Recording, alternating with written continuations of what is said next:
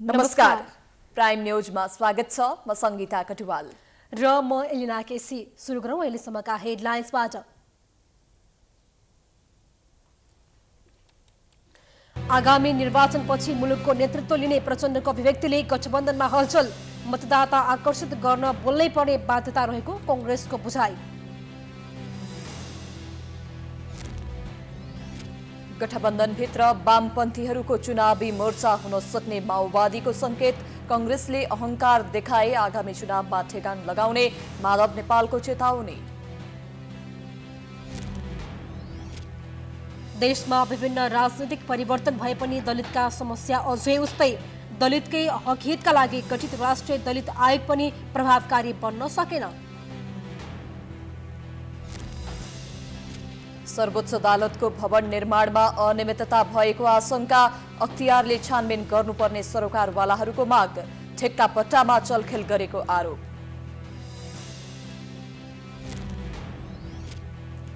राष्ट्र बैंकले ल्याएको मौद्रिक नीतिको सरकारवालाद्वारा आलोचना। आर्थिक वृद्धि दरको लक्ष्य हासिल गर्न नसक्ने ठोकुवा। कसैले नीति आउन नसकेको जिकिर। जनजीविकाको समस्या समाधानतर्फ सफल हुन नसकेको अफगानिस्तानको तालिबानले ल्यायो कडा नियम। सरकार र सरकारी कर्मचारीको आलोचना गर्न नपाइने।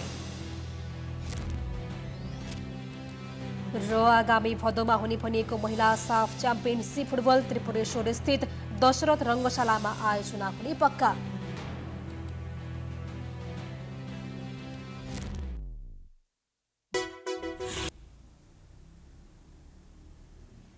अब प्राइम न्यूज विस्तारमा। नेकपा माओवादी केन्द्रका अध्यक्ष पुष्पकमल दाहालले चुनावपछि माओवादी केन्द्रले देशको नेतृत्व गर्ने दावी गर्दै आएका छन्। एकपटक प्रधानमन्त्री बनेर देश हाँक्ने आकांक्षा समेत नलुकाएका दाहालको उक्त दावीलाई माओवादी केन्द्रले स्वाभाविक ठानेको छ भने नेपाली कांग्रेसले भने मतदाता आकर्षित गर्न बोल्नै पर्ने बाध्यताको रूपमा लिएको छ। एक रिपोर्ट। नेपाली कांग्रेसको केन्द्रीय समितिले 5 वर्ष कांग्रेस नेतृत्वको सरकार रहने निर्णय गर्यो।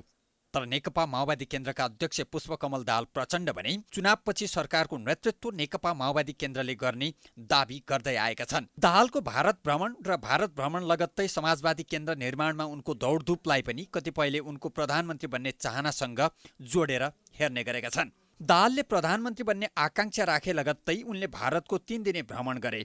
भारत भ्रमण लगत्तै समाजवादी केन्द्र वा मोर्चा निर्माणमा सक्रिय भए। यो संयोग पनि हुन सक्छ र नहुन पनि सक्छ। पछिल्लो समयको दाहालको दौडधुपको पछाडि कांग्रेससँग मिलेर आधा कार्यकाल सरकारको नेतृत्व गर्ने उनको चाहनाको रूपमा पनि बुझ्ने गरिएको छ। समाजवादी केन्द्र निर्माणका लागि प्रचण्डको सक्रियतालाई कतिपयले पूर्व माओवादी सहित वामपन्थीहरूलाई एकै ठाउँ ल्याउने ठूलो पहलको रूपमा हेरेका छन् भने कतिपयले नेपाली कांग्रेससँग बार्गेनिङ पावर बढाउन भूमिका निर्माण गरेको पनि ठान्ने गरेका छन्। अर्का थरी भने जुनसुकै मूल्यमा पनि प्रधानमन्त्री हुन चाहेको र त्यही चाहना पूरा गर्न दौडधुपमा रहेको विश्लेषण गरेका छन्। अघिल्लो कार्यकालमा अपेक्षाकृत काम गर्न नसकेको स्वीकार गर्दै प्रधानमन्त्री बनेर देश हाँक्ने चाहना रहेको प्रचण्डले पनि लुकाएका छैनन्। त्यसैले चुनावको मिति घोषणा हुनु अघिको दाहालको सक्रियतालाई उनी एमालेसँग मिलेर भए पनि बार्गेनिङ पावर बढाउने अनुमान लाग्ने गर्दछ। तर उक्त अनुमानलाई भने 5 दलीय गठबन्धनका 2 प्रमुख दल नेपाली कांग्रेस र माओवादी केन्द्र अस्वीकार गर्छन्। उसो भए देशको नेतृत्व गर्ने दाहालको चाहनालाई कांग्रेस र माओवादी नेताहरूले कसरी हेरेका छन् त? माओवादी केन्द्रका नेता वर्षमान पुन प्रधानमन्त्रीमा दाहालको दाबीलाई स्वाभाविक ठान्छन्। वैचारिक हिसाबले अहिले देशको नेतृत्व माओवादीले गरेकाले राजनैतिक रूपमा पनि देशको नेतृत्व माओवादीले दाबी गर्नुलाई अनौठो मान्न नहुने उनको तर्क छ। माओवादी, एकीकृत समाजवादी, जनता समाजवादी लगायतका वाम शक्तिहरू मिलाएर हामी निर्वाचनमा जाँदैछौँ र खास ठाउँहरूमा कांग्रेससँग जो सत्ता गठबन्धन छ तालमेल गरेर हामी जान्छौँ। यसो हुँदा माओवादी निर्णायक शक्ति हुन्छ र अबको देशको नेतृत्व लिन्छ र यो हाम्रो दाबी हो। हामी यही दाबीका साथ हामी जनतामा जान्छौँ। नेपाली कांग्रेसले भर्खरै सम्पन्न केन्द्रीय समितिको बैठकबाट 5 वर्ष कांग्रेस नेतृत्वको सरकार रहने संस्थागत निर्णय नै गरेको छ। तर कांग्रेस नेता रमेश लेखक पनि माओवादी केन्द्रका अध्यक्ष तथा पूर्व प्रधानमन्त्री भइसकेका व्यक्तिले फेरि प्रधानमन्त्रीमा आकांक्षा राख्नुलाई अस्वाभाविक मान्न नहुने बताउँछन्। तर अहिले सिट बाँडफाँड समेत नभएको अवस्थामा चुनावपछिको प्रधानमन्त्री को बन्छ भनेर अनुमान लगाउनु हतार हुने उनको बुझाइ छ। प्रधानमन्त्री को बन्ने भन्ने कुरा चुनावी परिणाममा भर पर्ने भएकाले चुनावपछि मात्रै यो विषय यकिन हुने उनी बताउँछन्। चुनावमा मतदातालाई आकर्षित गर्न पनि चुनावपछि सरकारको नेतृत्व माओवादीले गर्छ भनेर दाबी गर्नु स्वाभाविक भएको लेखकको बुझाइ छ। अब निर्वाचनपछि को प्रधानमन्त्री हुने, कसको नेतृत्वमा सरकार बन्ने भन्ने कुरा त्यो त निर्वाचनपछि नै हुने कुरा हो, अहिले भएको छैन। भूतपूर्व प्रधानमन्त्री, अहिलेका वर्तमान प्रधानमन्त्री, हुन सम्भावित भएका प्रधानमन्त्री सबैले राजनीतिमा दाबी गर्ने कुरा त स्वाभाविक हो नि। त्यो त उहाँले त्यति भनेन भने त कसरी चुनाव जित्नुहुन्छ त? त्यो त स्वाभाविक हो। उहाँले भन्ने कुरा स्वाभाविक हो, उहाँको पाटोबाट स्वाभाविक हो, त्यो असम्भव कुरा पनि होइन, तर कुनै त्यस्तो सहमति भएको छैन। कतिपयले दाहालले दिल्ली भ्रमणका क्रममा काङ्ग्रेस नेत्री आरजु देउवासँग आधा आधा कार्यकाल प्रधानमन्त्री बन्ने सम्झौता गरेको आशंका समेत गरेका छन्, तर दाहालले त्यसलाई ठाडै अस्वीकार गरेका छन्। केही षड्यन्त्रकारीहरूले यसलाई तन्काएर षड्यन्त्रपूर्वक तरिकाले उठाउन खोजेको दाहालको प्रतिक्रिया छ। यस्तो हल्ला फैलाउनेलाई उनले अपराधीको संज्ञा दिएका छन्। यो सब हावा कुरा हो। यो चाहिँ एक खालको भ्रम फैल्याउने कुनै न कुनै गिरोहले गरेको आपराधिक हल्ला हो। त्यसमा कुनै सत्यता छैन, त्यो हुन सक्ने कुरा पनि होइन। आरजु उपचारको क्रममा दिल्लीमा हुनुहुन्थ्यो।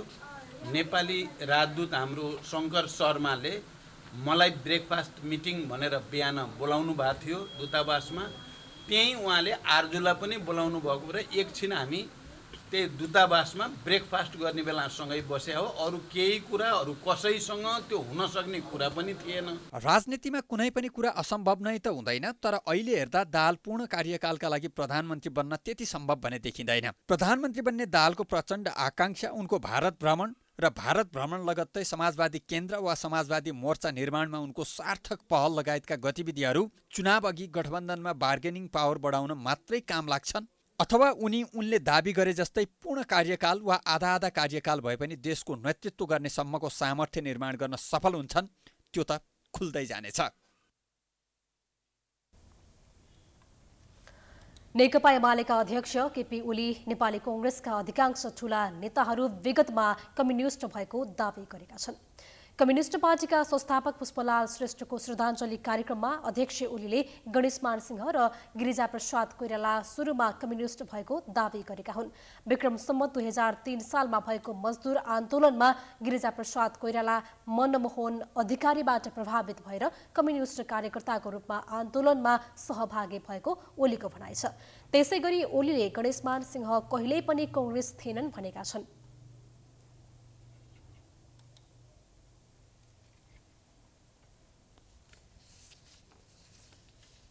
कतिलाई लाग्ला गिरिजाप्रसाद कोइराला कांग्रेस पनि मजदुर आन्दोलनमा रहेछन् नि भन्ने होइन। त्यति बेला गिरिजाप्रसाद कोइराला मनमोहन अधिकारीबाट प्रभावित भएर उहाँ कम्युनिस्ट कार्यकर्ता हुनुहुन्थ्यो र कम्युनिस्टको हैसियतले उहाँ मजदुर आन्दोलनमा लाग्नुभएको थियो, कम्युनिस्ट भएर कांग्रेस भएर होइन। 3 सालको आन्दोलनमा गिरिजाप्रसाद कोइराला मनमोहन अधिकारीको प्रभावमा कम्युनिस्ट हुनु। पछि बिपी कोइरालाले फेरि उहाँलाई कांग्रेस बनायो। गणेशमानजी कता कताबाट फुर्किएर गणेशमानजी कहिल्यै पनि कांग्रेस होइन। शहीद गंगालाल श्रेष्ठले खोलेको राजनीतिक संगठन प्रजा परिषदको अगुवाई धर्मभक्त माथेमाले गरेको र त्यसमा गणेशमान सिंह पनि सहभागी भएको ओलीले बताए। त्यसबेला गणेशमान पनि कम्युनिस्ट भएको ओलीको दावी छ। कांग्रेसको जन्म अखिल भारतीय नेपाली कांग्रेसको नाममा भएको, तर पछि गणेशमान सिंहले नाम परिवर्तन गराएर नेपाली राष्ट्रिय कांग्रेस बनाएको ओलीको भनाइ छ। ओलीले नेपाली कांग्रेसका तर्फबाट प्रजातान्त्रिक लडाईँमा शहीद भएकाहरूलाई कांग्रेसले उचित सम्मान नदिएको आरोप पनि लगाएका छन्। शहीद भीमदत्त पन्तलाई कांग्रेसले नै टाउको कटाएको आरोप लगाउँदै ओलीले नेताहरूलाई फाँसी दिँदा वक्तव्यसम्म जारी गर्न नसकेको बताएका हुन्। मातृका प्रसाद कोइराला प्रधानमन्त्री हुँदा कांग्रेसले नै भीमदत्तको टाउको काटेको ओलीको दावी छ। भीमदत्त पन्तलाई त उनले शहीद मानेन नि, किन कांग्रेसले नै टाउको कटाएको थियो भीमदत्त पन्त। भीमदत्त पन्त कांग्रेसका सभापति मातृका प्रसाद कोइराला प्रधानमन्त्री हुँदा 2010 सालमा टाउको काटेर झुन्ड्याइयो भीमदत्त पन्तको। त्यसकारण कङ्ग्रेसलाई भीमदत्त पन्तको नाम लिँदा सिरिङ्ग हुन्छ। पुष्पलालको प्रेरणाबाट नै नेपालको कम्युनिस्ट आन्दोलन अहिलेको अवस्थामा आउन सफल भएको ओलीको भनाइ छ। पुष्पलालका महान शिक्षाबाट प्रेरणा लिएर मुलुकलाई समृद्ध नेपाल सुखी नेपालीको गन्तव्यमा पुर्याउने सङ्कल्प लिएको ओलीले बताए। पुष्पलालले जातीयताको विरुद्धमा आफ्नो नामको थर लेख्न छाडेको ओलीले स्मरण गराए। सामन्तवादको अन्त्य र जनताको अधिकार स्थापना गर्ने लक्ष्यका साथ पुष्पलालको नेतृत्वमा 2006 सालमा नेपाल कम्युनिस्ट पार्टीको स्थापना भएको हो। उनले विश्व कम्युनिस्ट घोषणा पत्रलाई 2005 सालमा नेपालीमा अनुवाद गरी प्रकाशन गरेका थिए।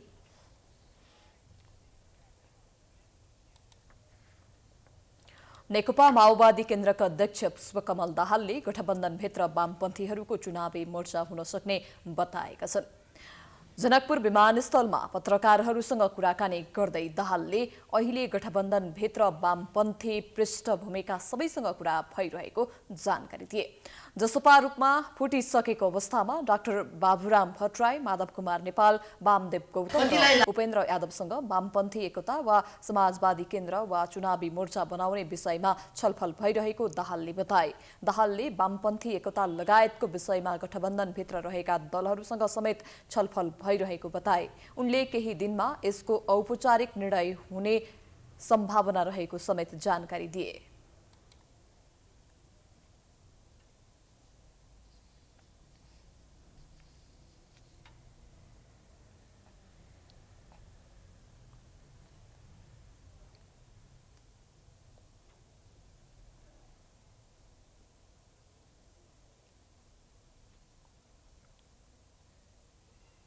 गठबन्धनभन्दा बाहिर जाने स्थिति छैन। गठबन्धनभित्र भएका सबै वामपन्थी पृष्ठभूमिका सबै समूहसँग हामीहरूको कुरा चलिरहेको छ। त्यसमा माधवजीहरूसँग, उपेन्द्रजीहरूसँग, बाबुरामजीसँग र अब वामदेवजी पनि त्यसमा अहिले मिसिनु भएको छ र हामीले गठबन्धनभित्रका वामपन्थीहरूको बिचमा एउटा राम्रो समझदारी बनाउनुपर्छ र सकियो भने चुनावी खालको एउटा विशेष मोर्चा पनि हुनसक्छ। भोलि पार्टी एकताको लागि संयोजन समिति पनि हुनसक्छ भनेर हाम्रो छलफल चलिराखेको छ। दाहालले नागरिकता समस्या समाधान गरेर जनताको समस्या समाधान गर्न पाएकोमा आफू निकै उत्साहित रहेको बताएका छन्। उनले मधेसमा वर्षौंदेखि व्याप्त रहेको नागरिकता समस्या समाधान भएकोमा आफू पनि उत्साहित र खुसी रहेको प्रतिक्रिया दिएका हुन्।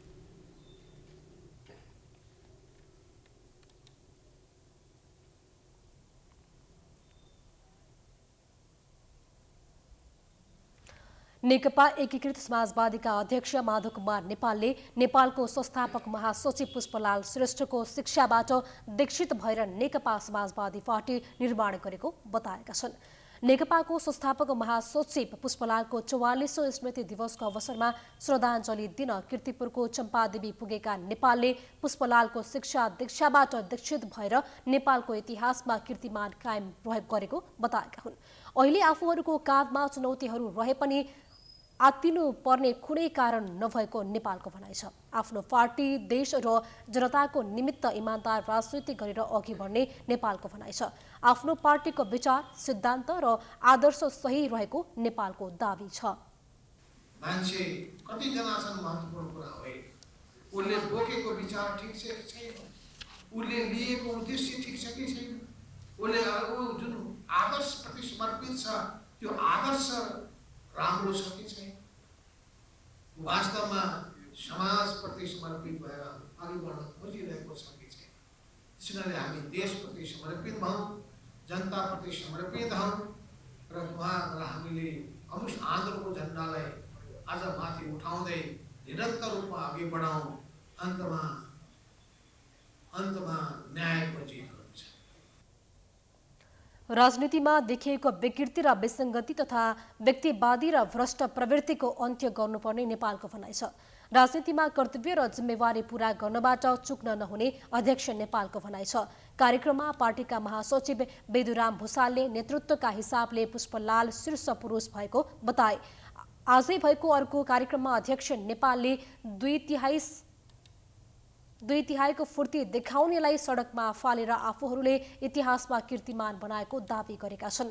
नेकपा यस निकट नेपाल तामाङ सङ्घ समाजवादीको राष्ट्रिय भेलालाई शनिबार काठमाडौँमा सम्बोधन गर्दै अध्यक्ष नेपालले दम्भी र अहङ्कारीलाई सडकमा फालेर कङ्ग्रेसको नेतृत्वमा सरकार बनाउनु परेको बताए। अध्यक्ष नेपालले नेपाली कङ्ग्रेसलाई चेतावनी दिएका हुन्।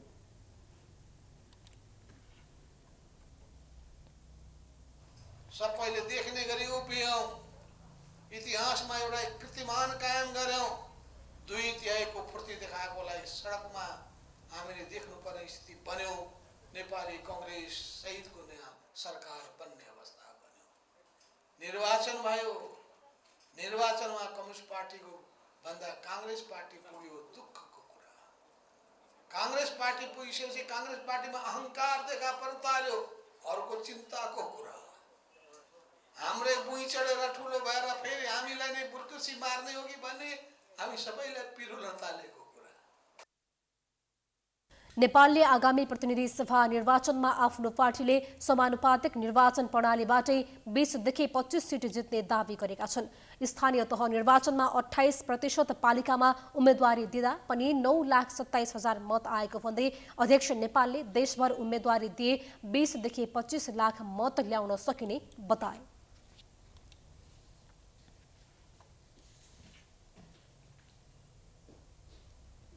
नेकपा एकीकृत समाजवादीका सम्मानित नेता झलनाथ खनालले सम्मानजनक भूमिका नदिए आगामी निर्वाचनमा तालमेल हुन नसक्ने स्पष्ट पारेका छन्।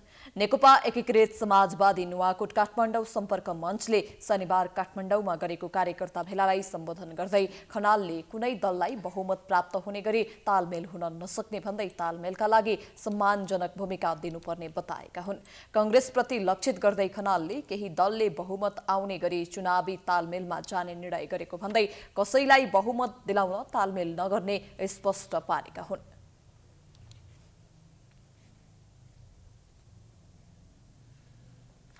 होशियार हामीले अलि भिन्न नीति लिएर जानुपर्छ। कोही हाम्रो बहुमत आउने गरिकन गठबन्धन बन्दैछ, हो कि होइन? कोही हाम्रो गठबन्धन आउने गरिकन गठबन्धन, के हाम्रो बहुमत आउने गरिकन गठबन्धन। के भनेको थियो? बहुमत एउटाको आउँछ भने किन गठबन्धनमा जान्छ? कोही किन जान्छ? अरूलाई गठबन्धन दिनुको लागि किन हामी गठबन्धनमा जाने? के को लागि जाने? दलाल बन्न, पुच्छर बन्न? जानु हुँदैन। खनालले स्थानीय तहमा जसलाई बोक्यो उसैले आगामी निर्वाचनमा बहुमत ल्याए कम्युनिस्ट आन्दोलनको इतिहास समाप्त हुने तर्क गरे। खनालले अहिले वाम एकताको खाँचो रहेको औल्याए। उनले आगामी निर्वाचनमा सम्भव भए वामपन्थी एकता गर्नुपर्ने र यसका लागि एमालेको नेतृत्व तयार हुन्छ कि हुँदैन भन्ने प्रश्न रहेको जिकिर गरे। नेपाल कम्युनिस्ट पार्टीका संस्थापक नेता पुष्पलालको 44औं स्मृति दिवस मनाइएको छ। टुक्रा टुक्रामा विभाजित कम्युनिस्टहरूलाई एकत्रित गरी ठूलो कम्युनिस्ट शक्ति निर्माण गर्न तेस्रो राष्ट्रिय सम्मेलन आयोजना गरेका पुष्पलालका स्मृति दिवस समेत विभाजित रह्यो। एक रिपोर्ट।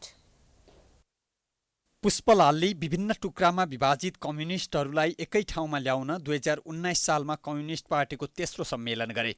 तर उनै पुष्पलालको स्मृति दिवसमा भने नेकपा एमाले र एकीकृत समाजवादीका नेताहरूमा पुष्पलाललाई आफ्नो देखाउने होड नै चल्यो। उनीहरूले पुष्पलालको स्मृति दिवस पनि छुट्टा छुट्टै मनाए।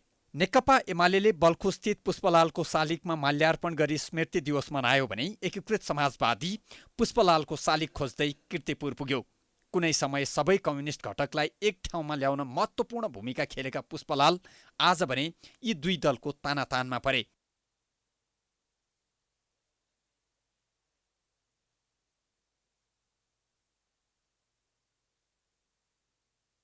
दरभङ्गा प्लेन बैठकको निर्णयपछि दक्षिणपन्थी विचारधारामा लागेका केशरजङ रायमाझीसँग अलग भएका पुष्पलाललाई समेत कम्युनिस्टहरूले नै गद्दार भएको आरोप लगाए। विशेष गरेर उनले संविधान सभाको माग छाडेर नेपाली काङ्ग्रेसले माग गरे झैं संसद पुनर्स्थापनाको मुद्दामा लाग्नुका साथै पञ्चायत विरुद्धको लडाईँमा काङ्ग्रेसलाई मित्र शक्ति मानेकाले पनि उनलाई गद्दार भनिएको थियो। काङ्ग्रेसलाई शत्रु शक्ति मान्ने पार्टीहरूले उनलाई गणतन्त्रको मुद्दाबाट समेत पछि हटेको आरोप लगाए। मोहन विक्रम सिंहले त गद्दार पुष्पलाल किताब नै प्रकाशित गरे। तर अहिले मोहन विक्रम पनि पुष्पलाललाई गद्दार भन्नु गलत भएको स्वीकार गर्छन्। उनी विक्रम सम्वत 1997का 4 शहीदहरूमध्ये एक दाजु गङ्गालाल श्रेष्ठबाट प्रभावित भएर राजनीतिमा होमिएका थिए। श्रेष्ठले विक्रम सम्वत 1906 सालमा कम्युनिस्ट पार्टीको स्थापना गरी त्यसका संस्थापक अध्यक्ष समेत बनेका थिए। विक्रम सम्वत 2035 साउन 7 गते नयाँ दिल्लीमा उपचारको क्रममा निधन भएका पुष्पलाललाई नेपालका प्राय सबै कम्युनिस्ट पार्टीहरू आफ्नो आदर्श मान्ने गर्दछन्। देशमा विभिन्न राजनीतिक परिवर्तन भए पनि दलितका समस्या अझै उस्तै छन्। दलितकै हकहितका लागि गठित राष्ट्रिय दलित आयोग पनि प्रभावकारी बन्न सकेको छैन। सरकार र राजनीतिक दलहरू दलित समुदायप्रति संवेदनशील हुन नसकेको बेला आयोग समेत निष्प्रभावी हुँदा समस्या झन बढ्न थालेको छ। एक रिपोर्ट।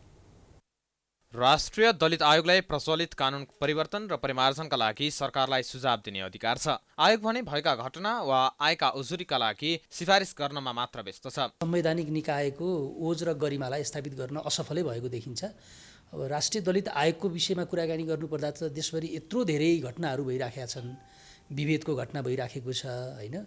संविधानले जाति विभेद गर्नेलाई दण्डनीय अपराध मानेको छ हैन।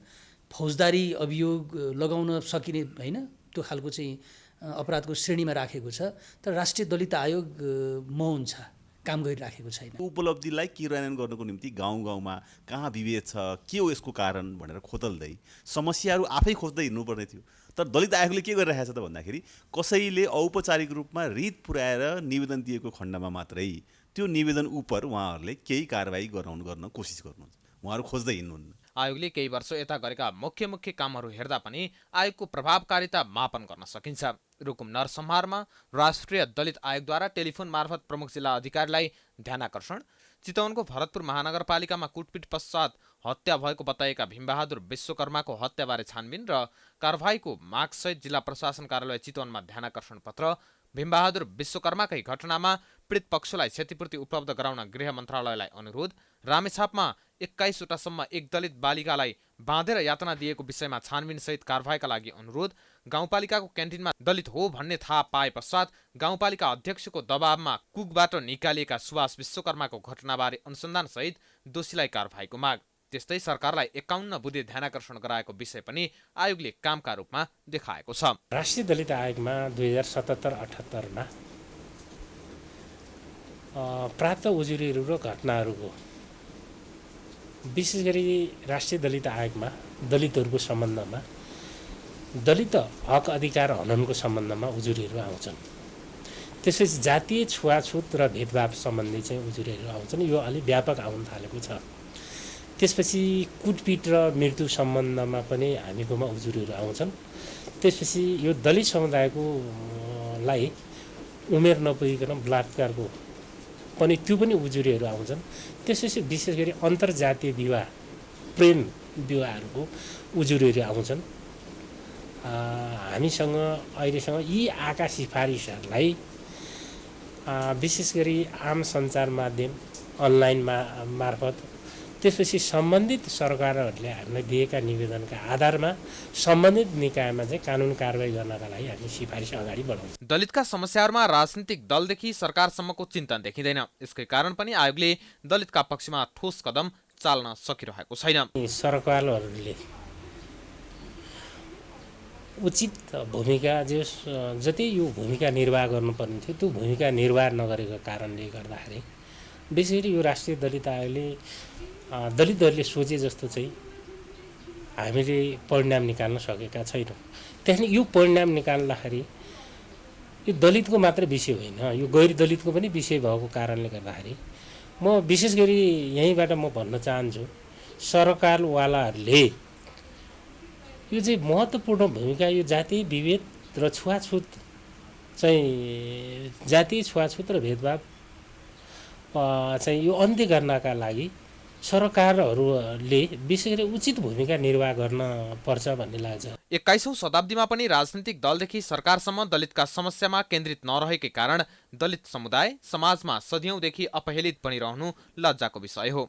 दलित समुदायको उत्थान र विकासकै लागि पनि राजनीतिक दल, राष्ट्रिय दलित आयोग, सरकार र अन्य विभिन्न निकायले ठोस पहल गर्नै पर्छ। प्राइम एचडीका लागि क्यामेरामा दिनेश सार्कीका साथमा सुष्मान विश्वकर्माको रिपोर्ट। प्राइम न्यूज जारी छ, हामी ब्रेकपछि आउँछौँ।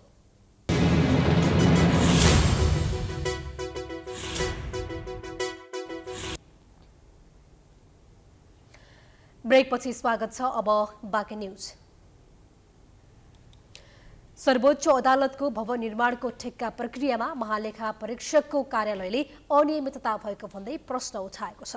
एउटा मात्र कम्पनीलाई ठेक्का दिन नमिल्ने गरी प्रावधान राखेर ठेक्का दिएको र यसबाट खरिद कार्य प्रतिस्पर्धात्मक र मितव्ययी हुन नसकेको महालेखाको प्रतिवेदनमा उल्लेख गरिएको छ।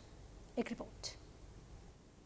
सर्वोच्च अदालतले 2077 पुस 6 गते 5 अर्ब 89 करोड 39 लाख लागतको अनुमानमा भवन निर्माणको लागि बोलपत्र आह्वान गरेको थियो।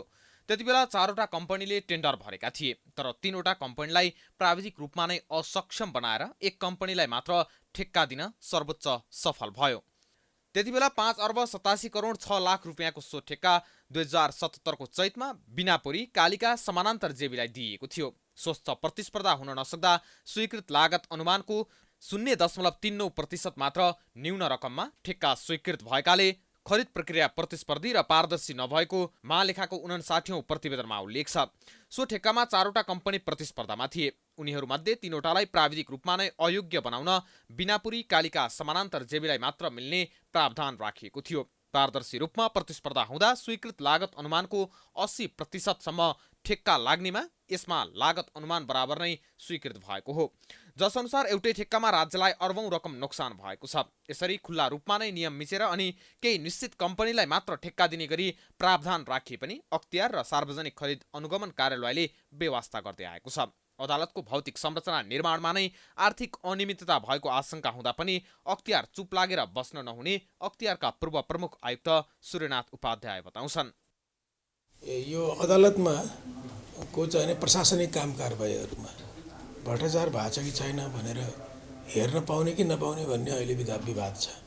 मेरो विचारमा चाहिँ नि अदालतको चाहिँ न्यायिक निर्णयहरूमा चाहिँ अख्तियारले पस्न पाउँदैन, तर त्यहाँ गरिएका चाहिँ नि कार्यकारी निर्णयहरू जस्तै ठेक्कापट्टा लगाउने इत्यादि कुराहरू जुन छन् हैन, त्यस विषयमा चाहिँ अख्तियारले हेर्न पाउनुपर्छ भन्ने मेरो विचार छ। ठेक्का पाएको मध्ये त्यतिबेला कालिका कन्स्ट्रक्सन विरुद्ध भ्रष्टाचार मुद्दा दायर भइसकेको अवस्था थियो। त्यस्तो कम्पनीलाई बोलपत्र मूल्याङ्कन विरुद्ध हटाउने प्रावधान बोलपत्र कागजको बोलपत्र मूल्याङ्कन खण्डको 30(6) मा भए पनि सर्वोच्चले कानुनको ठाडो उल्लङ्घन गरी ठेक्का दिएको थियो। 2077 माघ 27 मा यस विषयमा सर्वोच्चले प्रधानमन्त्री कार्यालयसँग राय मागेको थियो, तर प्रधानमन्त्री कार्यालयले त्यहाँबाट नै निर्णय गर्न भनेपछि 2077 फागुन 3 मा स्वीकृत गर्ने निर्णय गरेको थियो। यस विषयमा अख्तियार दुरुपयोग अनुसन्धान आयोग लगायत निकायमा पनि उजुरी परे पनि अनुसन्धान प्रक्रिया भने अगाडि बढेको छैन। यसरी राज्यका जिम्मेवार निकाय नै राज्यको सम्पत्ति अनियमित गर्न लागि पर्नुको पछाडि भ्रष्टाचार निवारण ऐन नै कमजोर भएको कतिपयको बुझाइ छ। यस्ता अनियमिततालाई रोक्न भ्रष्टाचार निवारण ऐन नै संशोधन गर्नु सबैभन्दा राम्रो विकल्प भएको आयोगका पूर्व प्रमुख आयुक्त उपाध्याय बताउँछन्। अख्तियारको जुन ऐन संशोधन गर्नको लागि भनेर लिएर गएको छ, अख्तियारले प्रस्तावित गरेको छ ऐन, त्यो ऐनलाई चाहिँ नि छलफल गरेर त्यसमा केही तलमाथि गर्न पर्ने भए गर्ने, तर अख्तियारलाई बलियो बनाउने गरिकन ऐनमा संशोधन हुनुपर्छ। भ्रष्टाचार निवारण ऐनमा संशोधन। सर्वोच्च मात्र नभएर भक्तपुर जिल्ला अदालतको भवन निर्माणमा पनि महालेखाले अनियमितता भएको औँल्याएको छ। अझै अचम्मको कुरा त यी दुवै ठेक्का एउटै कम्पनीले पाएको छ। भक्तपुरको ठेक्कामा पनि समानान्तर निर्माण सेवा मात्र प्राविधिक रूपमा योग्य ठहर गरिएको थियो। सो कम्पनीलाई मात्र मिल्ने प्रावधान राखेर अनियमितता भएको आरोप लागेको छ। नेपालमा थप 335 जनामा कोरोना संक्रमण पुष्टि भएको छ। देशभर गरिएको 1088 पीसीआर परीक्षणका क्रममा 216 जना र 1908 एन्टिजेन परीक्षणका क्रममा 119 जनामा कोरोना संक्रमण पुष्टि भएको हो। कोरोनाका कारण शनिबार पनि कसैको मृत्यु भएको छैन। त्यस्तै थप 86 संक्रमित कोरोना मुक्त हुँदा हालसम्म नेपालमा 9,68,394 जना निको भएका छन्। हाल नेपालमा 2,971 सक्रिय संक्रमित आइसोलेसनमा रहेको मन्त्रालयले जनाएको छ।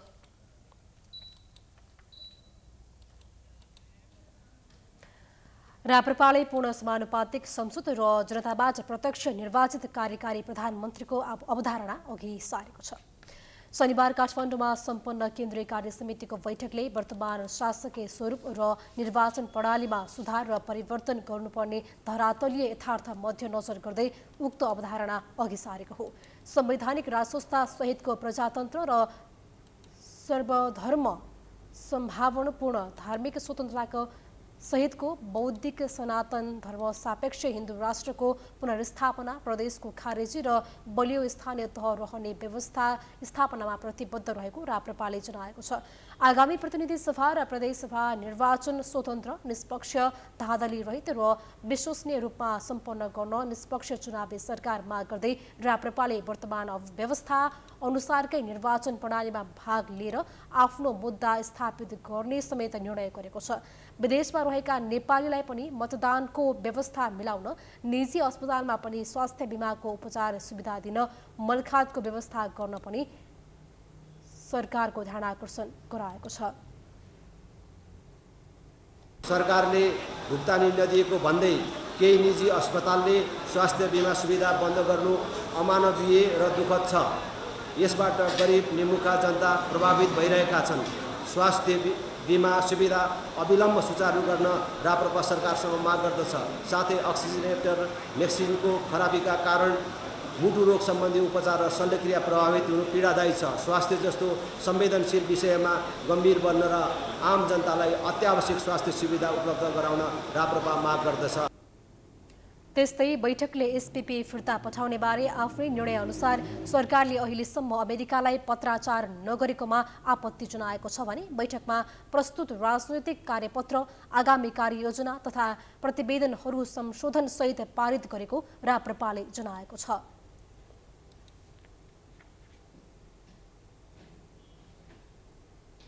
पूर्व मन्त्री एवं निवर्तमान सांसद सरिता गिरी नेपाल सद्भावना पार्टीमा सक्रिय हुने भएकी छिन्। उनलाई आज रिपोर्टर्स क्लब नेपालमा आयोजित एक कार्यक्रममा पार्टीका अध्यक्ष रामकुमार महतो लगायतले दोसल्ला र माला उडाएर पार्टीमा स्वागत गरेका हुन्। कार्यक्रममा बोल्दै गिरीले आफूले कहिल्यै पनि नेपाल सद्भावना पार्टी परित्याग नगरेको स्मरण गराइन्। गिरीले मधेस, नेपाल र संघीयता भन्ने चीज रहेसम्म नेपाल सद्भावना पार्टीको अस्तित्व कायम रहने दावी गरिन्। नेपाल सद्भावना पार्टी किन चाहियो भन्ने विषयमा उनले लामो प्रवचन दिएकी छिन्।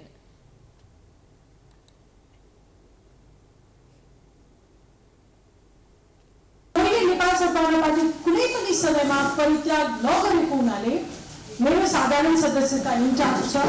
आज मैले मात्र आफ्नो क्रियाशील सदस्यता नवीकरण गराएको छु। उहाँहरूसँग यो बिचमा निरन्तर कुराकानी भइरहेको थियो। पहिला छाप्नुहोस्, नेपाल सद्भावना पार्टी जोगाउनुहोस्। म युवा टिमलाई एकदम हार्दिक आभार प्रकट गर्छु। उनले आफूले केही राजनीतिक मुद्दामा अडान लिँदा आफूमाथि राजनीतिक आक्रमण र कारबाही पनि भएको स्मरण गराइन्। लिपुलेक, लिम्पियाधुरा र कालापानी समेटिएको नेपालको नक्सा सार्वजनिक गर्दा गिरीले असन्तुष्टि व्यक्त गरेकी थिइन्।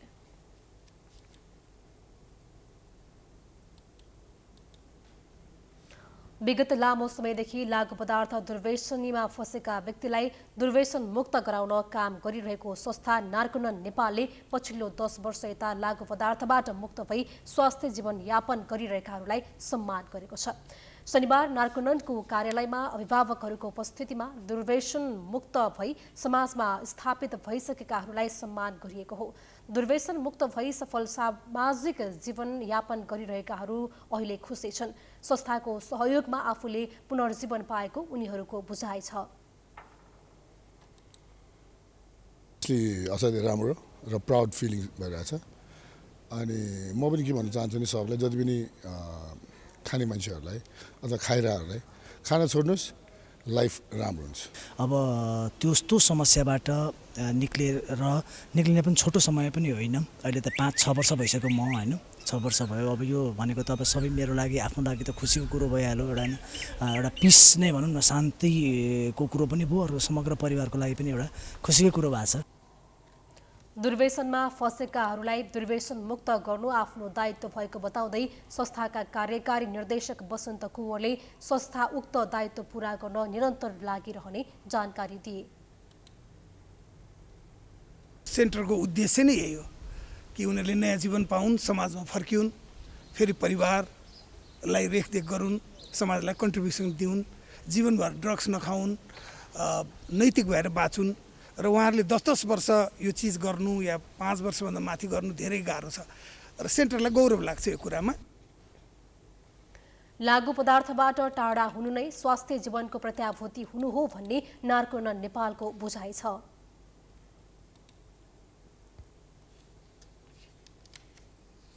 राष्ट्र बैंकका गभर्नर महाप्रसाद अधिकारीको राजीनामा माग गर्दै सप्ताह निकट विद्यार्थीहरूले सांसदहरूलाई एसएमएस पठाएका छन्।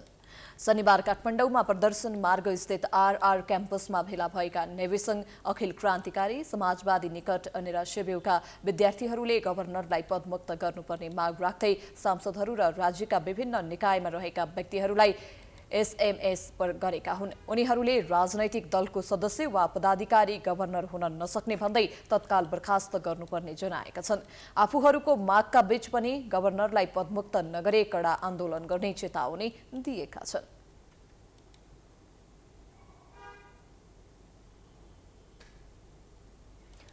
नेपाल प्रहरी श्रीमती संघ नेपालले पूर्व प्रहरी र अमर प्रहरीको योगदानलाई कदर गर्दै उनीहरूको छोरा वा छोरीलाई पढ्नका लागि विभिन्न 5वटा कलेजसँग सम्झौता गरेको छ।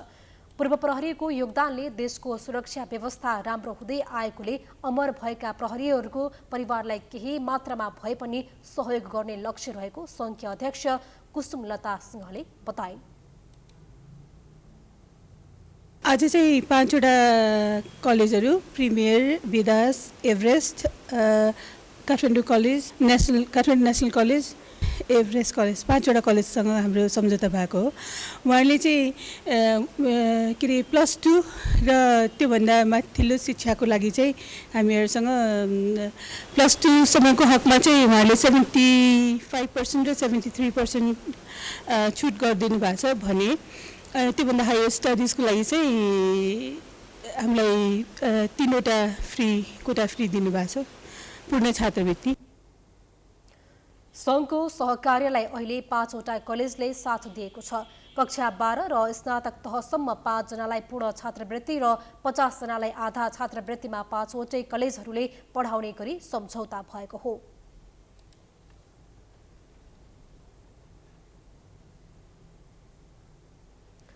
प्राइम न्यूज अझै जारी छ, हामी ब्रेक पछि आउँछौं।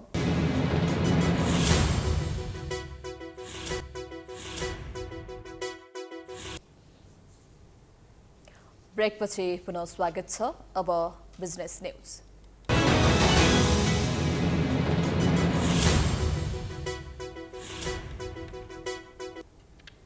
नेपाल राष्ट्र बैंकले शुक्रबार सार्वजनिक गरेको आर्थिक वर्ष 2079-80 को मौद्रिक नीतिको सरोकारवालाहरूले आलोचना गरेका छन्। वर्तमान आर्थिक अवस्था अनुसार अपेक्षाकृत मौद्रिक नीति नआएको अधिकांशको टिप्पणी छ। नेपाल चेम्बर अफ कमर्सका वरिष्ठ उपाध्यक्ष कमलेश अग्रवालले मौद्रिक नीतिले सरकारले लिएको आर्थिक वृद्धि दरको लक्ष्य हासिल गर्न मद्दत नपुगेको बताएका छन्। रिपोर्टर्स क्लब नेपालले शनिबार काठमाडौँमा आयोजना गरेको साक्षात्कारमा बोल्दै उनले अहिले मौद्रिक नीति संकुचित भएर आएको बताए। हिजोको मौद्रिक नीति संकुचित मौद्रिक नीति आएको, तर हामीलाई किन आश्चर्य लागेन भने सधैँ नै यही कुरा सुनिरहेका थियौँ क्या ऋषिजी कि संकुचित आउँछ संकुचित आउँछ संकुचित आउँछ।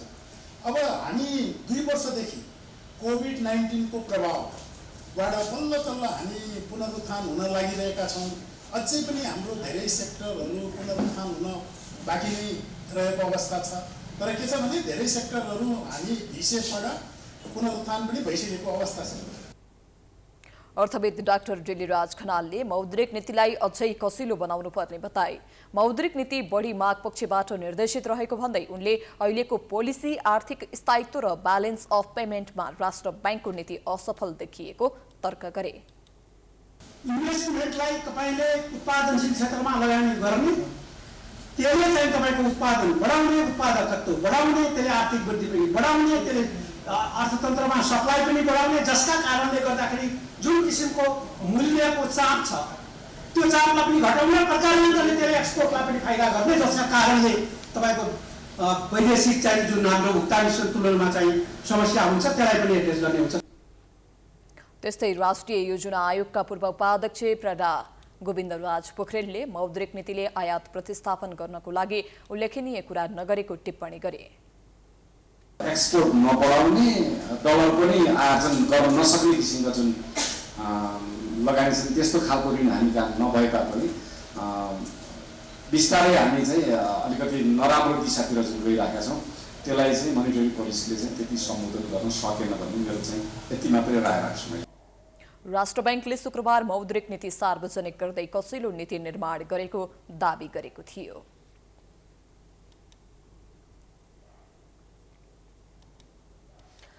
नेपाल सुरक्षा श्रमिक ट्रेड युनियन नेस्टुले नेपाल राजपत्रमा प्रकाशित न्यूनतम पारिश्रमिक कार्यान्वयन नगर्ने कृषि विकास बैंकका कर्मचारीहरूलाई हदैसम्मको कारबाही हुनुपर्ने माग गरेको छ।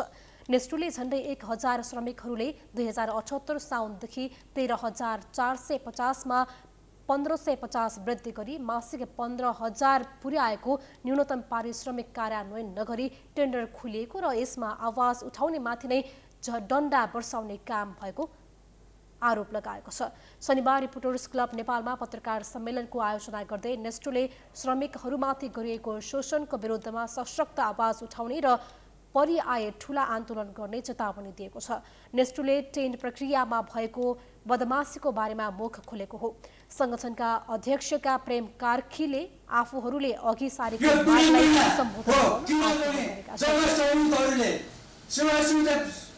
सम्पूर्ण सेवा सुविधा पाउने बेलामा कृषि विकास बैंकबाट हात धुन पर्ने अवस्था, श्रमिक आपूर्तिकर्ता कृषि विकास बैंकले जुन सिर्जना गरेको छ निकट भविष्यमा निकै महँगो पर्नेछ।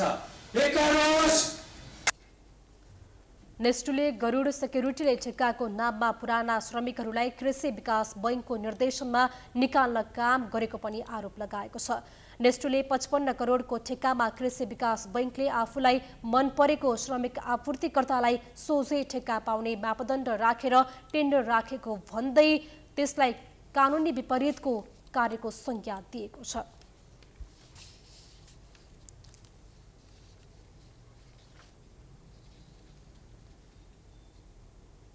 अब इन्टरनेशनल न्यूज।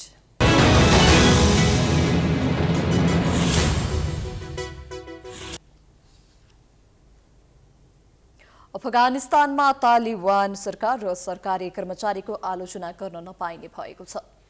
तालिबान सरकारले नयाँ आदेश जारी गर्दै कुनै पनि प्रमाण बिना तालिबान सरकारका अधिकारी, सेना र सरकारी कर्मचारीमाथि आरोप लगाएमा दण्डनीय अपराध मानिने उल्लेख भएको अन्तर्राष्ट्रिय सञ्चार माध्यमले जनाएका छन्। प्रमाणित नभएका विषयमा हाउभाउ शब्द या कुनै पनि किसिमले सरकारको आलोचना गर्न नपाइने आदेशमा उल्लेख छ। तालिबानका सर्वोच्च नेता हेबतुल्लाह अखुन्जादाको आदेश उल्लेख गर्दै प्रवक्ता जबीउल्लाह मुजाहिदले नयाँ आदेश पालना गर्न सबै अफगानिस्तानीको कर्तव्य हुने र सञ्चार माध्यमले पनि अप्रमाणित विषयमा सरकारको आलोचना गरिएको सामग्री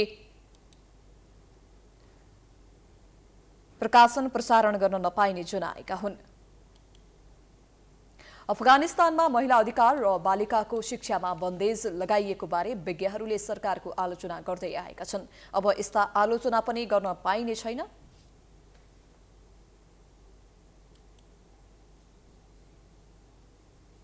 अब स्पोर्ट्स न्यूज।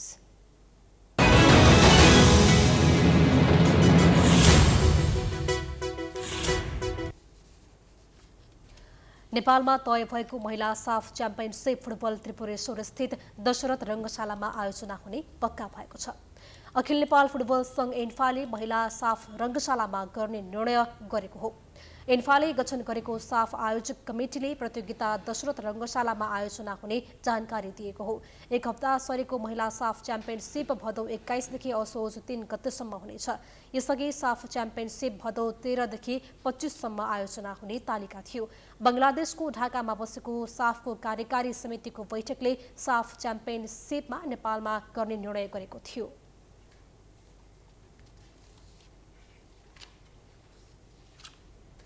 यो सँगै हामी प्राइम न्यूजको अन्त्यमा आइपुगेका छौं। जाँदा जाँदै हेडलाइन्स पुनः एकपटक।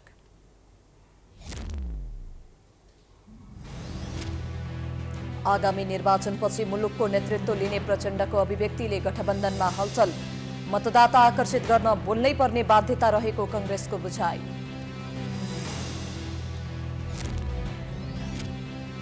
गठबन्धनभित्र वामपन्थीहरूको चुनावी मोर्चा हुन सक्ने माओवादीको सङ्केत। कांग्रेसले अहंकार देखाई आगामी चुनावमा ठेगान लगाउने माधव नेपालको चेतावनी।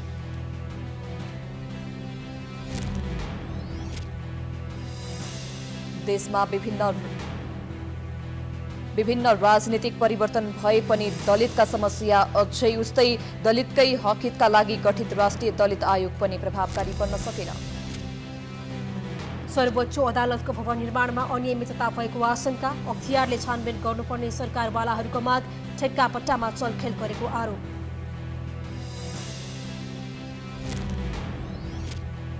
राष्ट्र बैंकले ल्याएको मौद्रिक नीतिको सरकारवालाहरूद्वारा आलोचना।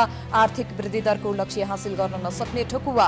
कसिलो नीति आउन नसकेको जिकिर। जनजीविकाको समस्या समाधानतर्फ सफल हुन नसकेको अफगानिस्तानको तालिबानले ल्याए कडा नियम। सरकार र सरकारी कर्मचारीको आलोचना गर्न नपाइने। र आगामी भदौमा हुने भनिएको महिला साफ च्याम्पियनशिप फुटबल त्रिपुरेश्वर स्थित दशरथ रङ्गशालामा आयोजना हुने पक्का।